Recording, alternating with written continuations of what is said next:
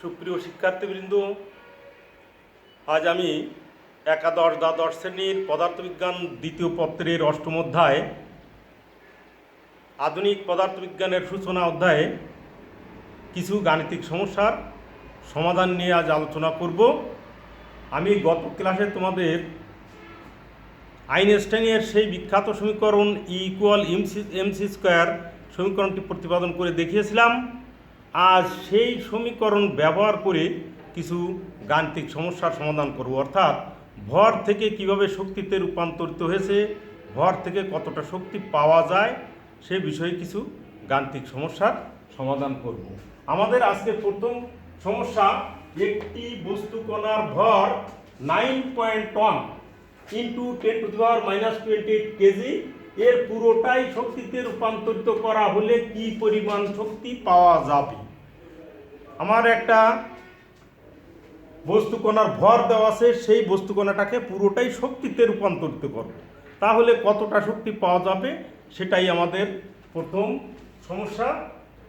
1 নম্বর, এখানে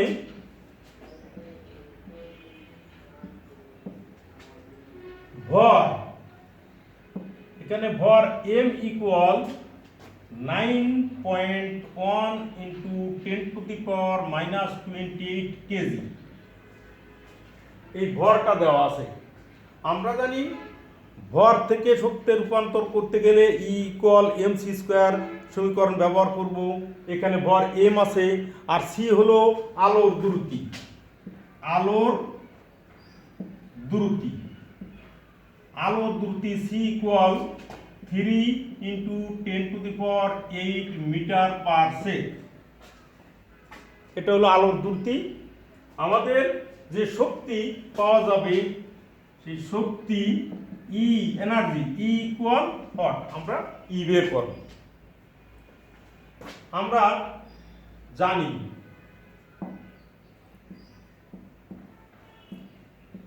আইনস্টাইনের সেই সমীকরণ, আমরা জানি E=mc²।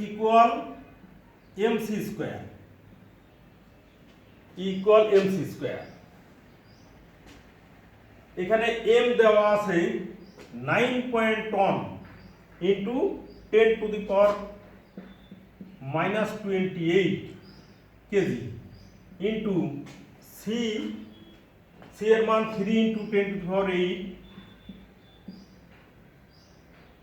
এত মিটার পার সেকেন্ড তার হোল স্কয়ার, আর এটার একক তো কেজি। এটাকে আমরা ক্যালকুলেশন করে 9.1 ইন্টু 10⁻⁻28 ইন্টু ব্র্যাকেট 3 ইন্টু 10⁸ এর হোল স্কয়ার ইকুয়াল 8.19 ইন্টু 10⁻⁻11 এত জুল। আমাদের এই যে 9.1 ইন্টু 10⁻28 কেজি ভরের কণা, তাকে যদি সম্পূর্ণটা শক্তিতে রূপান্তরিত করা হয় তাহলে 8.19 ইন্টু 10⁻⁻11 জুল শক্তি পাওয়া যাবে।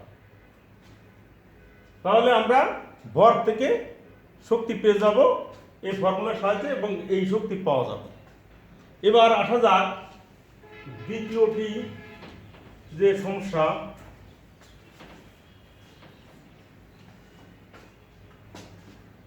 দুই নম্বর,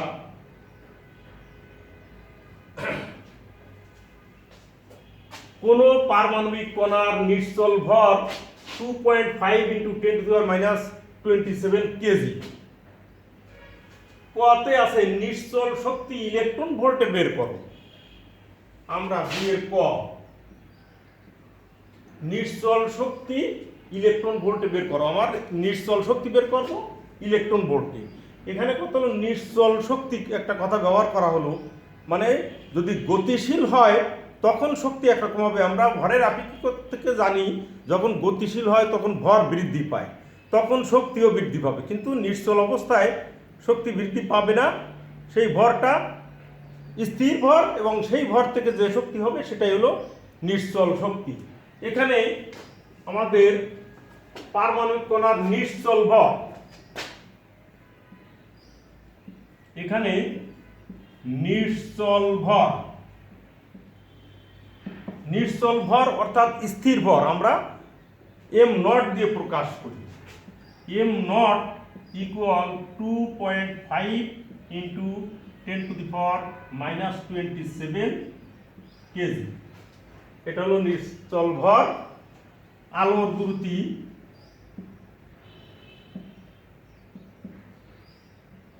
C equal 3 into 10⁸ metre per second. আমার বের করতে হবে নিশ্চল শক্তি ইলেকট্রন ভোল্টে। আমরা নিশ্চল শক্তি বের করব। নিশ্চল শক্তি আমরা নিশ্চল মানে স্থির অবস্থার অর্থাৎ ই নট দিয়ে প্রকাশ করি। ই নট ইকুয়াল ফার্স্ট আমাদের ওই একই সমীকরণ ই ইকুয়াল এমসি স্কোয়ার। তা যখন নিশ্চল শক্তি বলবো তাহলে তখন বলবো E nought equal M nought C square. অর্থাৎ আমরা জানি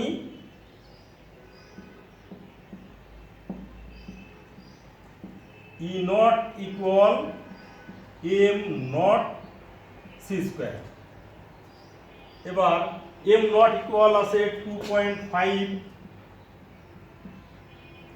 ইন্টু 10⁻⁻27 কেজি ইন্টু সির মান 3 ইন্টু 10⁸ মিটার পার সেকেন্ড এর whole square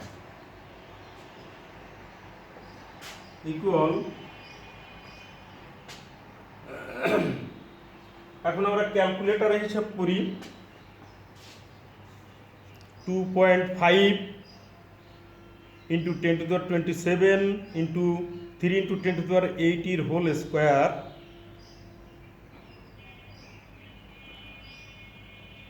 equal 2.25 into 10⁻10 joule.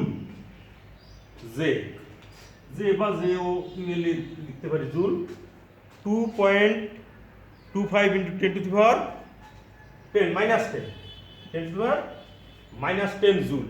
এটা হলো আমাদের নিশ্চল শক্তি। আমার এখানে বলা আছে নিশ্চল শক্তি ইলেকট্রন ভোল্টে বের করো। তাহলে এই জুল থেকে যখন আমরা ইলেকট্রন ভোল্টে বের করব তখন একটা ইলেকট্রনের চার্জ দিয়ে আমরা ভাগ করব। অর্থাৎ ইলেকট্রনের চার্জ 1.6 ইন্টু 10⁻⁻19 কুলম। আমরা এটাকে 2.25 ইন্টু 10⁻10 তাকে ভাগ করব ইলেকট্রনের চার্জ 1.6 ইন্টু 10⁻⁹। এইটাতে ভাগ করলে আমাদের এটা ইলেকট্রন ভোল্ট এককে প্রকাশ হয়ে যাবে। এখন আমরা ক্যালকুলেটরে করে ইকুয়াল 1.4 ইন্টু 10⁹ ইলেকট্রন ভোল্ট আমাদের নিশ্চল শক্তি ইলেকট্রন ভোল্টে বের হল। ই নট মানে আমাদের নিশ্চল শক্তি এবং ইলেকট্রন ভোল্টে আমরা পেয়ে গেলাম নিশ্চল ভর এম নটের মান 2.5 ইন্টু 10⁻27 কেজি। ওই নিশ্চল ভরকে নিশ্চল শক্তিতে রূপান্তরিত করা হলো। এবার বলা হচ্ছে কণাটি 0.9 সি দ্রুতিতে চলমান হলে মোট শক্তির কিরূপ পরিবর্তন হবে। এখন আমাদের যে শক্তিটা পেয়ে গেলাম এই শক্তিটা আমরা এখানে একটু লিখে রাখি। এই পাশে আমরা এখানে লিখে রাখি ই নটের মান পেয়েছি 2.25 ইন্টু 10⁻⁻10 জুল আর 1.4 ইন্টু 10⁻9 ইভি। এটি আমরা পেয়েছি নিশ্চল শক্তি। এখন এটাকে বলা হচ্ছে 0.9 সি দ্রুতিতে চলমান হলে কণাটা যদি 0.9 সি দূরত্বে চলমান হয় তাহলে মোট শক্তির কিরূপ পরিবর্তন হবে। তাহলে আমরা এই দূরত্বে চলমান অবস্থার শক্তি বের করি।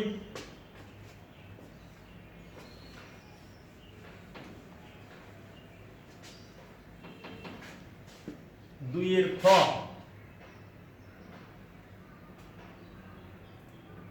চলমান অবস্থার শক্তিকে আমরা সাধারণত ই দ্বারা প্রকাশ করি, ইকুয়াল এমসি স্কোয়ার। এখানে এম হলো চলমান ভর, এম নট হলো স্থির ভর। যেহেতু আমাদের এখানে চলমান হলে বলা আছে, তাহলে আমাদের ইকুয়াল এমসি স্কোয়ার। কিন্তু আমাদের এখানে চলমান ভর দেওয়া নেই আমাদের, তাহলে ভরের আপেক্ষিকতা থেকে চলমান ভরটা বের করতে হবে। আমরা জানি ভরের আপেক্ষিকতা থেকে আমরা জানি M equal M naught by root over 1 minus V square by C square. এই ফর্মুলা থেকে আমরা এম নট, বি মান, সির মান যদি বসিয়ে দেই তাহলে আমাদের চলমান ভর পাই। তো সেটা আমরা একবারে আমরা ফর্মুলাটাই এখানে বসিয়ে দিই, তাহলে আমাদের ক্যালকুলেটরে একবার করা যাবে। এম এর পরিবর্তে লিখব M naught by root over 1 minus V square by C square into এই সি স্কোয়ার। এবার আমরা মান বসিয়ে দেবো। এখানে কিন্তু আমার ভি আছে, ভির মান দেওয়া আছে এখানে 0.9 সি দূরত্বে চলমান হলে। তাহলে আমাদের নিশ্চল ভর ওইটি আছে, আমরা এখানে ওটা লিখে রাখি। চলমান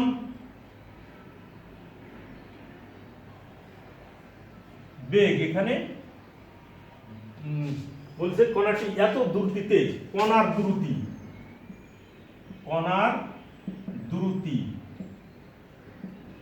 b ইকুয়াল 0.9 সি। এখানে সিটা হলো আলোর বেগ। তোমরা অনেক সময় ভুল করো, এই সিটাকে মনে করো ইউনিট মনে করো, কিন্তু এটা সি ইকুয়াল টু 3 × 10⁸ এই সি এর মান।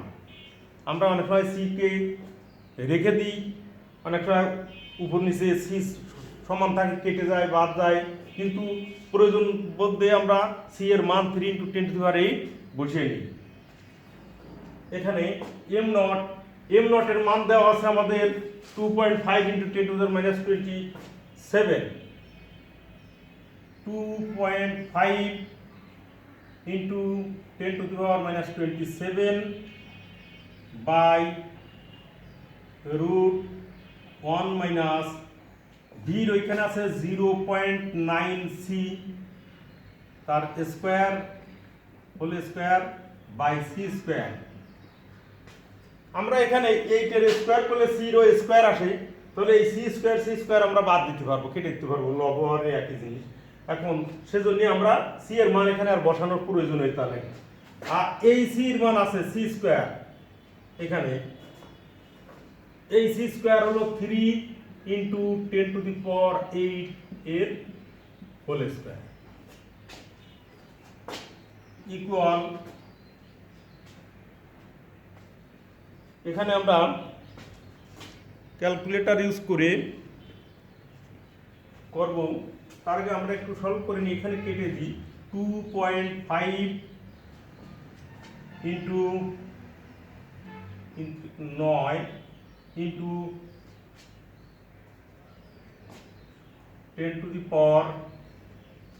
10⁸ এর স্কোয়ার মানে 10⁻16, আর আছে এখানে 27।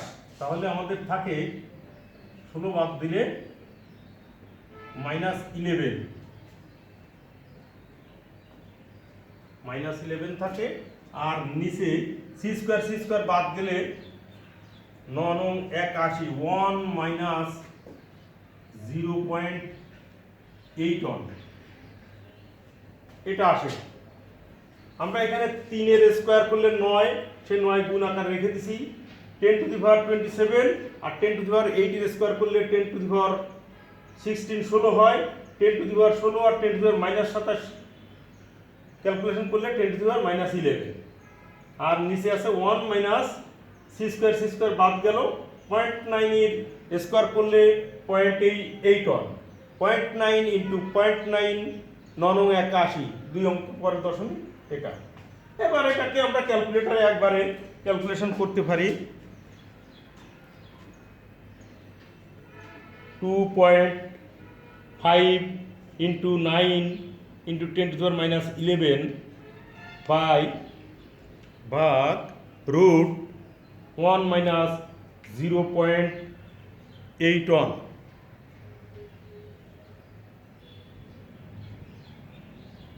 5.16 equal 5.16 into 10 to the power minus 10 joule, 10 to the power minus 10 joule।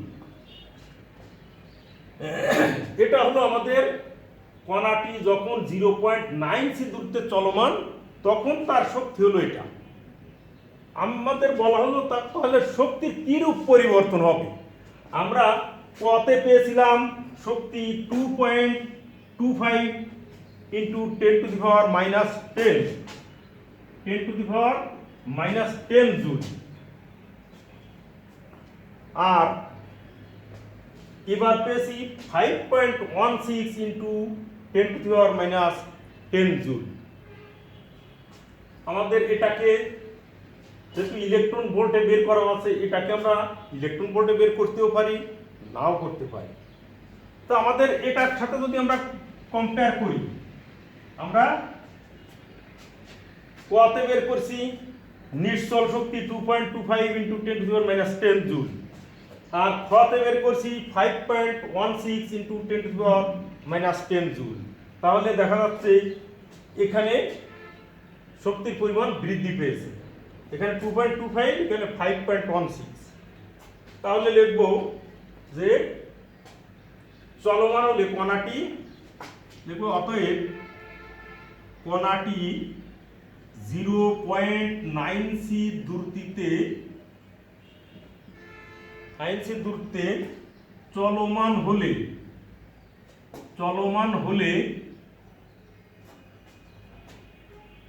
তার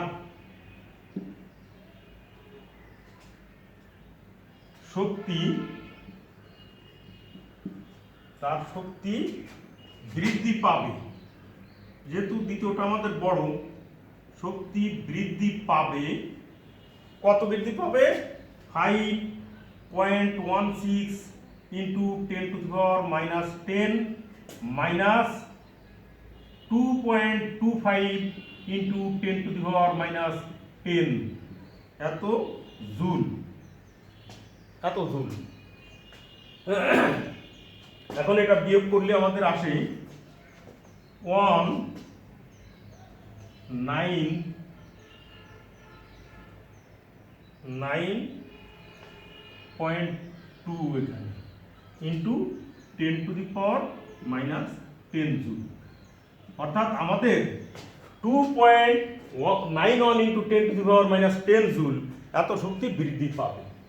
অতএব কণাটি যদি 0.9 সি দূরত্বে চলমান হয় তাহলে স্থির অবস্থার শক্তি থেকে এই গতিশীল অবস্থায় শক্তি 2.91 into 10 to the power minus 10 joule শক্তি বৃদ্ধি পাবে।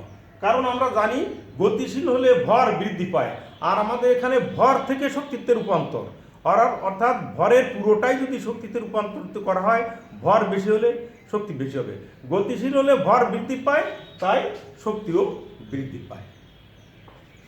এবার আমাদের 3 নাম্বার যে সমস্যা সেটা দেখি।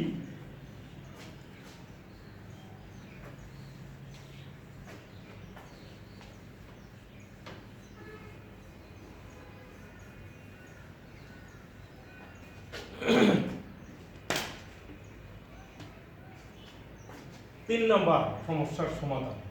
এখানে বলা আছে 12 AMU ভরের সমতুল্য শক্তি ইভি ও এমইবি এককে বের করো। তাহলে আমাদের এখানে দেওয়া আছে কি ভর M equal 12 AMU atomic mass unit. আমরা এক অ্যাটমিক মাস ইউনিটকে যদি কেজিতে রূপান্তরিত করি,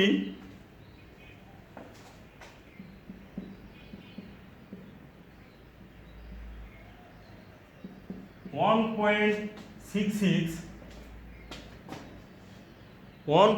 six zero five seven into 10⁻⁻27, 10⁻⁻27, অর্থাৎ এএমইউ থেকে কেজিতে রূপান্তরিত করতে গেলে 1.66057 ইন্টু 10⁻⁻27 দিয়ে গুণ করলে আমরা এএমইউ ভর থেকে কেজিতে রূপান্তরিত হবে, এএমইউ একক থেকে কেজিতে রূপান্তর হয়ে যাবে।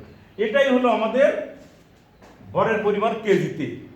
কারণ আমাদের অনেক সময় ভর কেজিতে না দিয়ে এএমইউ এককে থাকতে পারে, তখন আমরা 1.66057 ইন্টু 10⁻⁻27 দ্বারা গুণ করে তাকে কেজিতে রূপান্তর করব। আর আলোর দ্রুতি আমরা জানি, আলোর দ্রুতি C equal 3 into 10⁸ metre per second.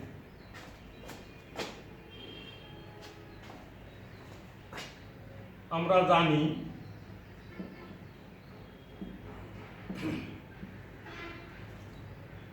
E equal mc², m সমান 12 into 1.66057 into 10⁻⁻27 KG into 3 into 10⁸ metre per second তার হোল স্কয়ার। এবার আমরা ক্যালকুলেটর ব্যবহার করে 12 into 1.66057 into 10⁻27 into bracket 3 into 10⁸ whole square equal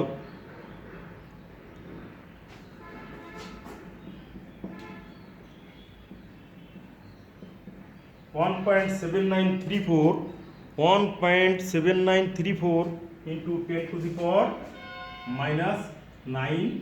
joule. আমাদের 12 এএমইউ ভরের কোনো বস্তুকে যখন শক্তিতে রূপান্তরিত করব তখন আমরা এত জুল শক্তি পাব। আমাদের বলা আছে ইভি এককে নির্ণয় করো। আমরা জানি ইলেকট্রনের চার্জ দিয়ে ভাগ করলে ইভি এককে পাওয়া যায়। তাহলে এটাকে আমরা 1.7934 ইন্টু 10⁻⁹ একে ভাগ করব 1.6 ইন্টু 10⁻⁻19 দিয়ে ভাগ করলে আমাদের হবে ইলেকট্রন ভোল্ট, অর্থাৎ ইভি এককে। ক্যালকুলেটরে ভাগ করলে পাবো 1.12